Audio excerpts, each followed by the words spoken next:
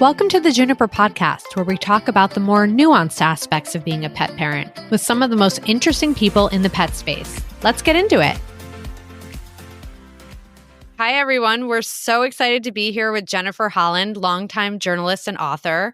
Her book, Unlikely Friendships, spent almost a year on the New York Times bestseller list, and she just published a new one called Dog Smart, all about canine intelligence.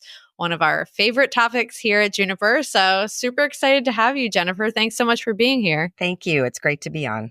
Can you tell us a little bit more about your background as a journalist and your longtime love of dogs? Loving animals sort of came as soon as I was born. It was all kind of, my mom was a big animal lover, and I just had a passion for animals right from the start, and always wanted to combine my loves of writing and my love of animals.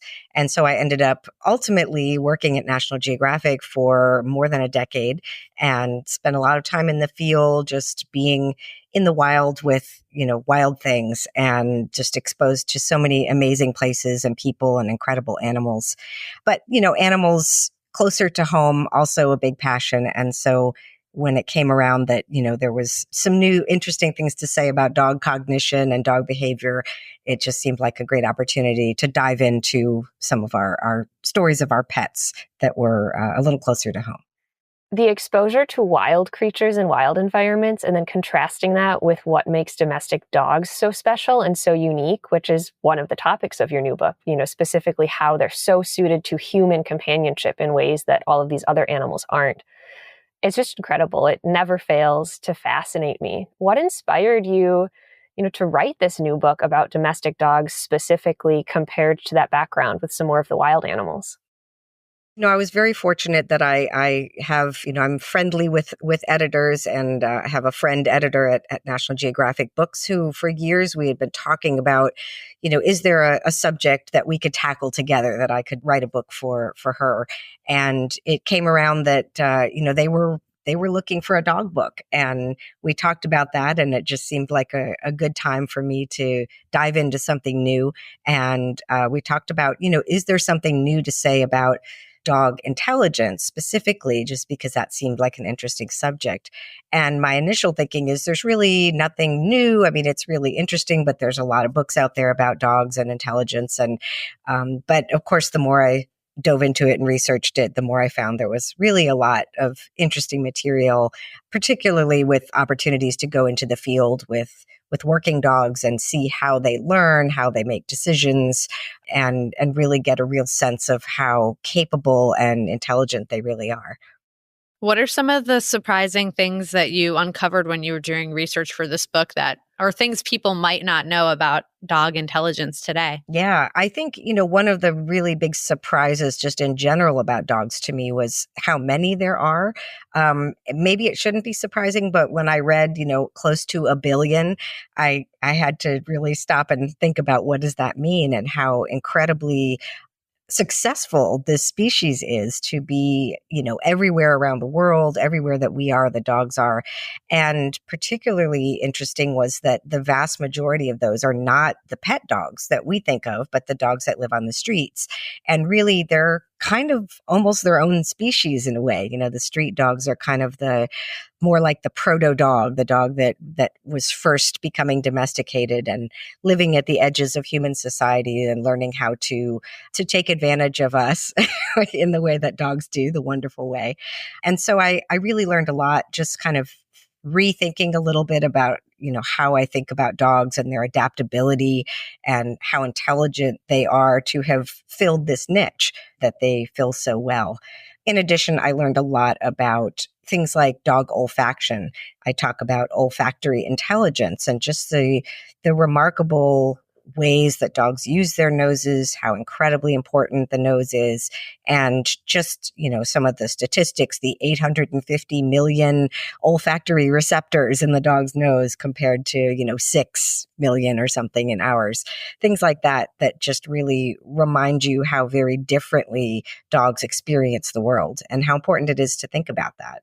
I think that's so key. It has been one of my personal passions as a dog owner and as someone who's interested in all of the science, figuring out what is it like to be my dog. And of course, we can never conceptualize that perfectly because we are a different species. But I think there's so much to be found in just making that attempt and that effort. Even little things, like I remember the first time that I really considered how much better her nose is than my nose. And I started to think twice about some of the cleaning products I was using, or even, just lighting a candle without thinking. And the fact that for me, I get used to the smell and it sort of fades into the background. And for our dogs, it's constantly recycling. And so they're not getting used to that smell the way that I am. Yeah, those insights just really blew my mind. And in all of those little ways, I think enabled me to try to be a little bit more thoughtful about how I was interacting with her day in and day out. And fundamentally, how fair I was being to her, because dogs are so intelligent and they live so well with humans. They have for thousands of years. And like you said, from the street dogs to the pet dogs to the show dogs and the working dogs. And yet there are so many ways that I think we can do a little bit of a better job embracing not only their intelligence, but also sort of honoring and respecting who they are, how that differs from who we are. Yeah. Yeah. Beautifully said. That's exactly kind of the feeling behind the book, I think. And I love to hear you say that, because that's exactly what I was going for as well. Yeah, I was giddy when Allison connected with me and said that we got to have you on the podcast. This is like my ultimate passion topic in the dog world, like canine intelligence and specifically domestic dogs with humans and our long, long history of living together. All of that said, like if you could tell pet parents one thing, or maybe two things if it's too hard to narrow down. I always struggle with questions like this. If you could say just one or two things to them, what would they be? I think one really important thing that I've come to apply in my own relationships with my dogs is to be more mindful of their communication and how detailed it is, and how, their body language is incredibly robust in terms of communicating information. And we're not that great at reading them. I mean, we think we are. We sort of, oh, I think he's tired right now, or he definitely is X or Y, but they're always telling us what's going on. And they're so incredibly good at reading each other, at reading us, much better, I think, than we are at reading each other.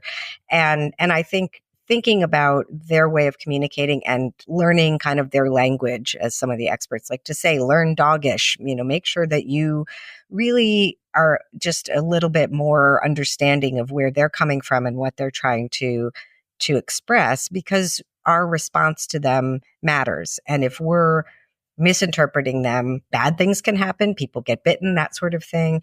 And also just, I think our relationship with them is better if we get them more, if we really hear them, see them, understand what it is that they're trying to communicate. Can you tell us a little bit more about working at National Geographic and what you learned about animals through your work there? Yeah, I was really, really fortunate. Times have changed in journalism, but back in the old days when I was on staff there, we were really still going out into the field for extended periods of time. And I would get to go out with these incredible photographers, the best in the business, and spend sometimes weeks in a particular place and learn what it takes to really observe animals in the wild, which is, a lot of patience, a lot of frustration, a lot of bugs and sweating and, sort of semi-miserable experiences. But in the end, it's so worth it, because you get to see something that you wouldn't otherwise, whether it's, finding where the orangutans are hanging out and all the, the traipsing around that takes, or sitting in a blind to watch birds of paradise do their performances for each other, that they do. And just, it really puts you in a place that you just never expected to be, and lets you observe things, kind of peeking in through a window on the wilderness and on what animals are doing when they're not being watched, or they don't realize they're being watched. And it made me even more passionate about conservation and about, appreciating animals for what they are, not just for kind of what they give back to us. I think that last sentence is so huge. It's really tempting as humans. And of course, we are people and we connect with our own species, and that's a natural inclination. But we have this proclivity to think that we are so set apart from non-human animals and so very different, and sometimes to just feel that sense of inherent superiority that causes us to not treat them in a way that they deserve to be treated. I was going to say, and to appreciate too, not only the ways that we're similar, but the ways we're different. But in terms of the similarities, appreciating that animals have emotions, that they are not robots, that they make choices, that they're affected by, the things that are done to them. And so, I think keeping all of that in mind, you definitely get more of a feel for that the more you spend time in the wild and see animals doing their natural thing. Here at Juniper, we make content for your favorite pet brands.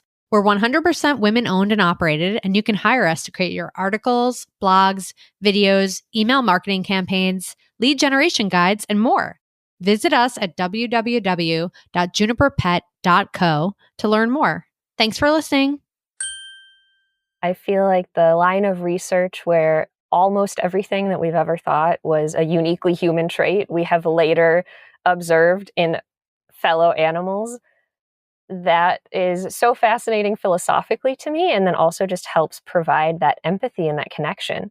Kind of on that note, what are some of the biggest differences that you've seen in your line of work between human animals and non-human animals? The first thing you notice, I think, especially with mammals, is the similarities, because you see these social relationships, and there's so much of that looks very familiar when you see it in primates or in elephants or whatever. For the most part, most mammals are social, kind of in similar ways to us, and it's important, I think, to appreciate that, because it does help with that empathy. It helps us feel more connected with them. But, certainly there is a different world out there. There's a different kind of thought process. There's, it's about survival. It's about what's, most important in the moment for myself, for this group, for my family. And they're just going to make choices that make sense on that level, more so than necessarily just picking this is the most fun thing, or this is the, the warmest thing, or whatever. There's always a reason behind everything. And the idea that they accept the situation, and they're not, you don't feel like they have hold a grudge or whatever. They just don't have some of those kind of negative things that we have, that, especially at a time like this, when we're all mired in politics and watching all of the nastiness between humans. And you just don't really see things like that in the wild. There may be a little more of it than we think, but from what we've seen so far, for the most part, it's really just a different way of living, a different way of thinking, and accepting what's around you. And I just love seeing that in other species.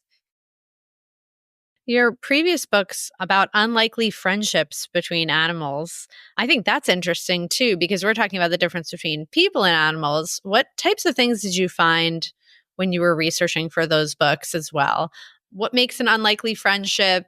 What's interesting about them? And was there anything that you learned that was surprising there? Those were such fun stories. And I think, when I started researching that book, that it wasn't such a well-known kind of popular idea that animals of different species would befriend each other. And even the idea of friendship, people question, well, can animals be friends? What is love? What is friendship? And so it raised just kind of some philosophical questions about those feelings and what does that mean. But again, it was kind of that idea that here you have animals that are completely different, sometimes animals that would never meet in a normal situation if they were in the wild. And you put them together and they just kind of are accepting. And it's a little bit warm fuzzy for us to see that, to see a chicken and a cat, cuddled up together, or a dog and a deer. The deer is blind, and the dog is acting like a seeing eye dog for the deer, and, helping it along. And you just see these really positive interactions that feel very unexpected, just because we weren't paying attention to them before. And in terms of why they happen, I think, some of the time there's kind of an explanation that has to do with an animal that lost its mother and is seeking out that parent, or a mother that's lost her babies and she's needing to give that maternal instinct to something. And it happens to be a different species, and she takes it in and it becomes part of her, her family. But there's other cases in the wild and elsewhere where we don't really know exactly why.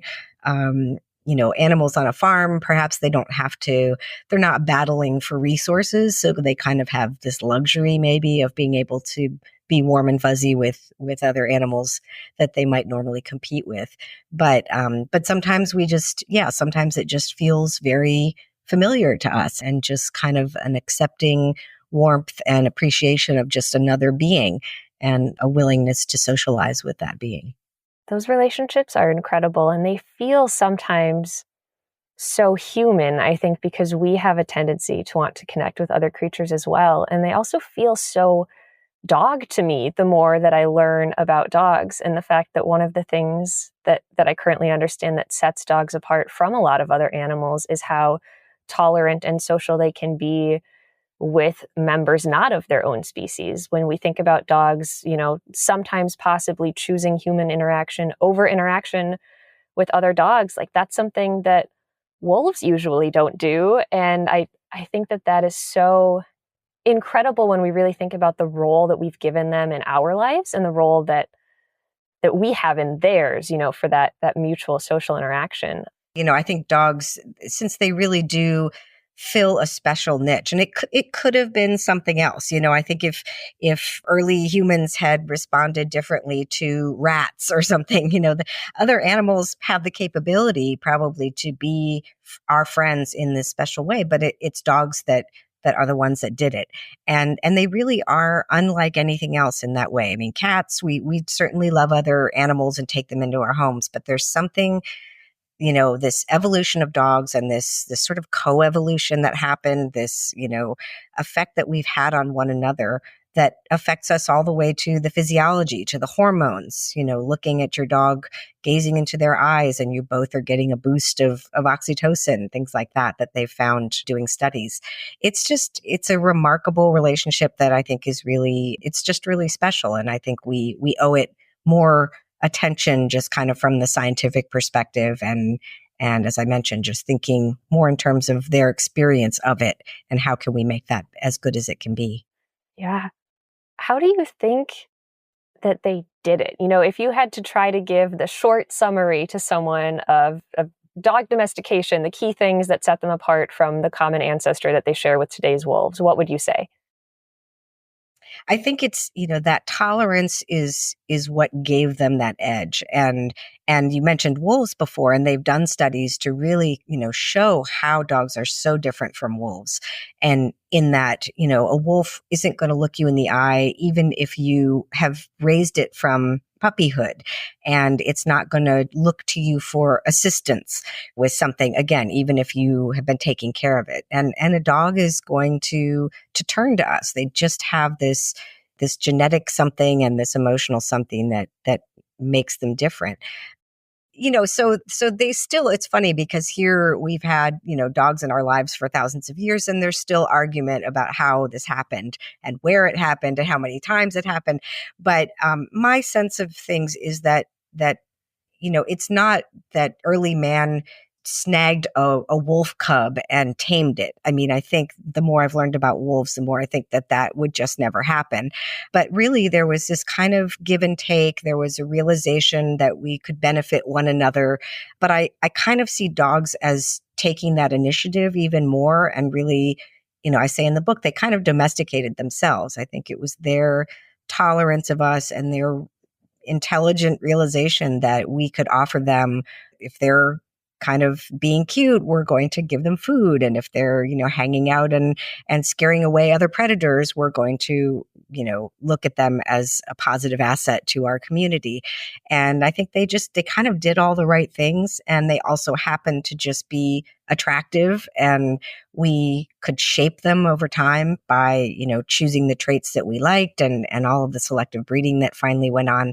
I think we've gone a little bit too far maybe with this selective breeding, but that's another story. But yeah, I think they just made the right choices at the right time, and that tolerance is built into them as part of their genetics and just who they are as animals. Can you tell us a little bit about your own pets, either pets that you've had or that you have now, and how has your work sort of tied in with how you treat your own pets? Yeah, for sure. I have two dogs right now. They're in the book, Getty and Monk, and they've been an interesting sort of research tool for me because I've been able to observe them and how they interact and how they relate to one another. Getty is a Korean Jindo, and he was a stray, and we don't know his history, but he's a tough dog. He's very much in charge. He, wants to fight other dogs. He's just got this kind of deep-seated alpha tendency. And it's been fascinating to watch Monk, our more passive dog. He's more passive, but in a way I think he's smarter because he has learned to navigate these moods, of Getty and really kind of figure out how to get what he needs without setting off any kind of, negative interaction. But researching the book definitely changed even small things like when I walk them, I give them much more time to just sniff things, for example, because I've really realized how important that is to them. And it's, they've shown in studies that it makes them more optimistic and curious if they are given more time to use the natural tools that they have that really show them what's out in the world and lets them make the right choices and just know what's happening around them. So I try to be more mindful of that, definitely paying more attention to the body language, reminding myself that I'm a primate, these are canines, and we don't necessarily relate naturally in the same way. And so, running up and hugging a dog or putting your hand on their head or just, some of the things that we naturally want to do as hugging primates, we have to kind of think about, does that make sense from the dog's perspective? And can we be a little bit more considerate in that way? Can you talk a little bit more about that distinction? I think that so many of us are constantly trying to find the balance between embracing this incredible co-evolved relationship that we have. Clearly, dogs are suited to live with us and we are suited to live with them. And at the same time, not everything about it always comes naturally. Like what you just said, we have this primate tendency to hug, to make the direct eye contact, those, forward approaches and those sorts of things. How do you strike that balance in your own life? It, of course, always depends on the individual dog. There's no, sort of explanation across a breed, but certainly there are tendencies and, genetics is important. And I know, for example, the Jindo is not a dog that wants to gaze into your eyes. And I've learned that over time, trying to get in his face and, he looks away. It's really kind of fascinating. He's loving in his own way, but if you try to get in his face and really give him that gooey love, he literally will turn his head. And I've just kind of, again, paid more attention to that and just tried to reduce the number of times that I try to force my love on him. If he's not interested, I'll back away. If he's not in a cuddly mood and wants to go lie at my feet instead of close up, I'm not going to hold him in place. I'm just thinking about letting him choose, which is actually a theme in the book as well, is just letting your animals choose what is right for them at that time and honoring that. And so I let them choose more. I let them, pick which way we're going on a walk, that kind of thing, even just the small things that I think make them feel like they have some control in their lives, which in many ways we've kind of taken away from dogs by establishing them in our homes. I think what you said about letting them choose and make decisions is so important because I think this comes out of like the idea of training that like if your dog is walking you, they're pulling, like going wherever they want on the walk, that they're somehow in control. But it actually could mean in this sense that you're letting them make a choice and exercise. And that's almost like we talk a lot about enrichment activities. That's almost an enrichment activity to be like, oh, my dog wants to go right instead of left. That's more enriching to them.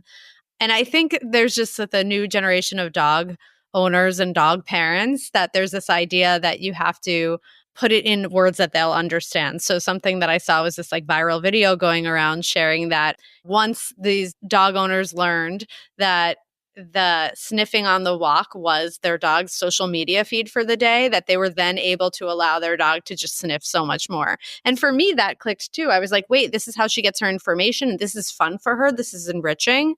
we're just going to sniff. Like, it's fine. We'll get home eventually, And so it changes how we treat them. So I love that your research and books get at some of this. Are there any other takeaways that you learned through your research that you now find yourself doing like that? My one dog, Monk, he's very furry. He likes to roll. And usually it's not in anything disgusting. It's usually just in the grass, and I'll go over and there isn't anything there. But sometimes there's a little deer poop or something if we're, out in the woods. But things that I would have normally just been like, oh, no, no, no, and try to pull them away. And I think, so what? What's the big deal? I'll give him a bath later, or I'll brush it out. It goes away.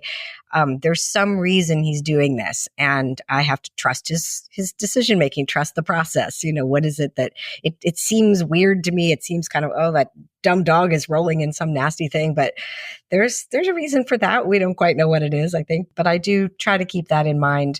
I think a couple of the experts I talked to, also said it's really important to set your dog up for success by training them well.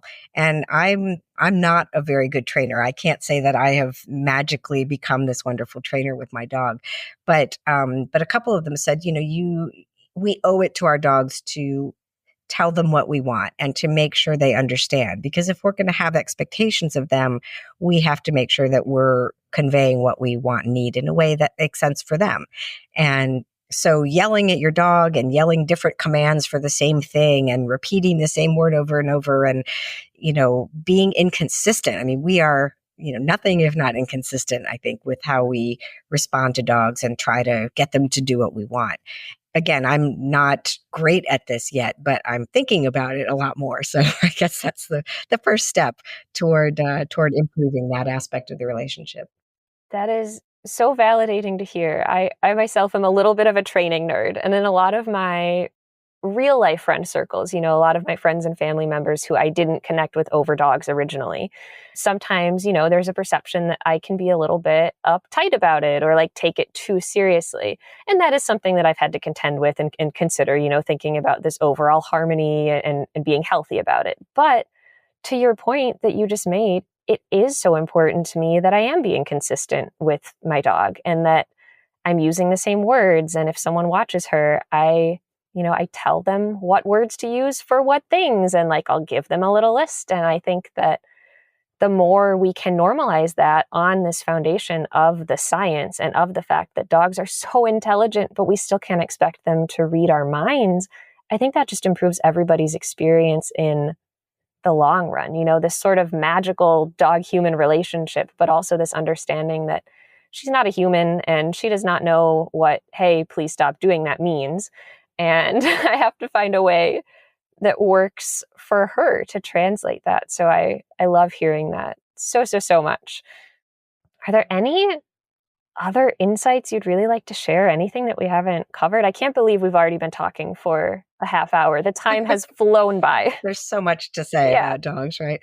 When people are thinking about what kind of dog to get, and there's always the question of, well, what's the right breed for me? And importantly, in the book, I talk about, there's no one dog that represents a breed. There's going to be huge variation across a breed.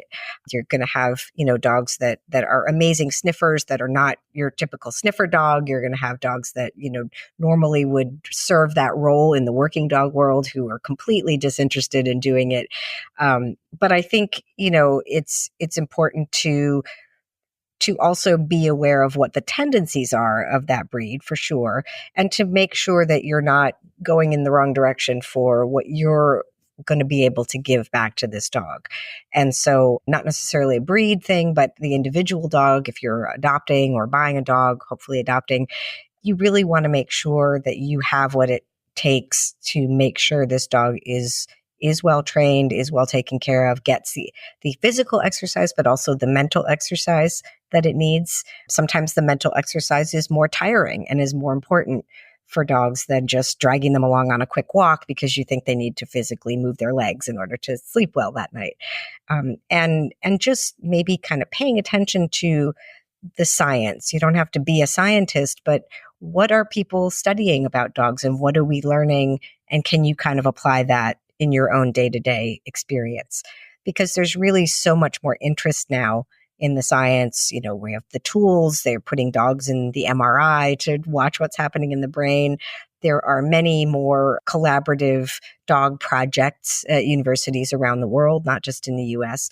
And it's really interesting to go on those websites and just read about what they're learning and to see where does that fit in with what I'm doing at home and how can I maybe do a little bit better.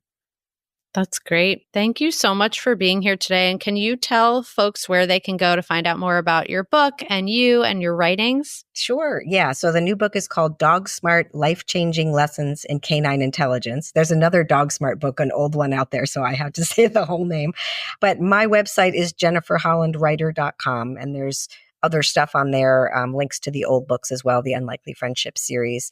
And then disneybooks.com has the book, and all the online retailers and some of the brick and mortar stores as well should carry the new book. So very excited to get it out there. Thank you so much for being on the show today. Thank you. Appreciate you having me.